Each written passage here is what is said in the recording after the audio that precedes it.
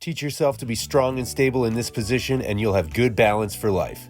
And in Bunny Williams' episode, this is exactly what we discuss. We start off by talking about our center of gravity and how it interacts with our base of support to create balance. And it's really when that center of gravity travels outside the base of support that we have to then change the base of support to either catch ourselves, or if we don't do it in time, we fall down. We play with different foot positions to illustrate this concept, and then move into some movement drills that target hip strength. By putting one foot on its toe in this kickstand position and moving in and out of a forward bend through the hip, we can target the stability of each leg independently.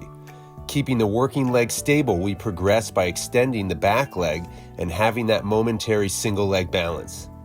Slowly practicing this movement with some balance assistance, we get closer and closer to that ultimate fountain of youth position, the single leg hip hinge. We take these practice moves right into our cutting garden and show how you too can improve your balance while out in your garden. Check out the episode for a full breakdown.